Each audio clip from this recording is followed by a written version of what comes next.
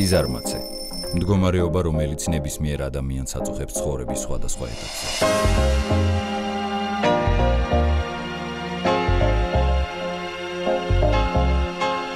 საქმის სხვა დროს გადადება.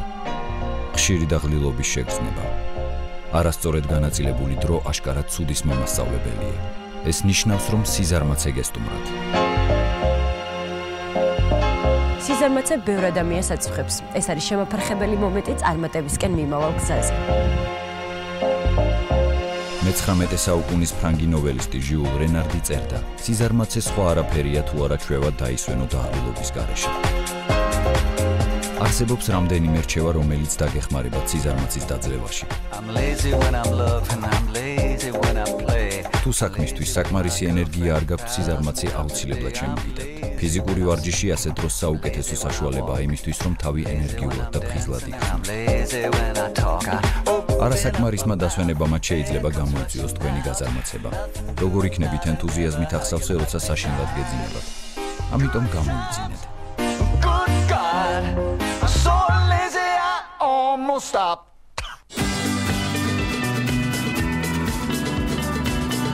იფიქრეთ, რომ გეჩქარებათ. ეს არის ყველაზე ეფექტური გზა სიზარმაცის დასაძლევად. ამ დროს ბევრად უფრო მარტივია ადგე და გააკეთო ის, რაც გჭირდება. ერთ-ერთი მიზეზი იმისა, თუ რატომ ზარმაცობთ, არის ის, რომ ფიქრობთ მხოლოდ დავალების სირთულეზე და არა იმაზე, თუ რა სარგებელს მოგვიტანს მისი შესრულება. ასე რომ სიძნელეების ნაცვლად ფოკუსირება სასურველ შედეგებზე მოახდინეთ. იფიქრე იმაზე, თუ რა შეიძლება მოხდეს, თუ ამას არ გააკეთებ.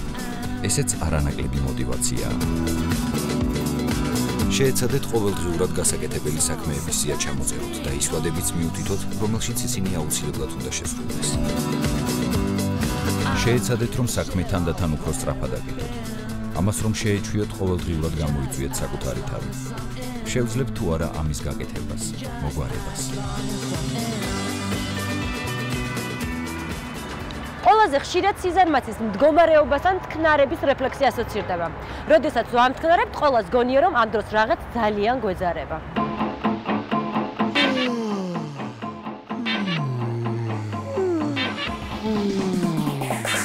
ვერცერთმა მეცნიერმა დღემდე ვერ გამოიკვლია მთქნარება რატომ არის გადამდებები. ამიტომ მე გადავწყვეტი ადამიანის ამ მდგომარეობაზე ექსპერიმენტი ჩავატარო. კვლევებმა აჩვენეს, რომ თქნარების დროს ფართოვდება ადამიანის სასუნთქი გზები. დუმდება კუნთები, შედეგადაც დგება ძალზედ ხანმოკლე, მაგრამ ადამიანისთვის სასიამოვნო გონების დაკარგვის ეპიზოდი. ცნობისთვის, ზამთარში ჩვენ უფრო ხშირად ვამთქნარებთ ვიდრე ზაფხულში.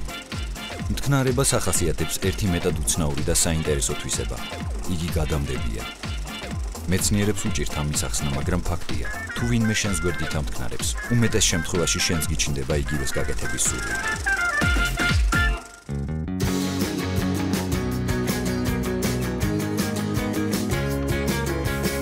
დააკვირდით და გაეცანით წარმატებული ადამიანების ცხოვრებას.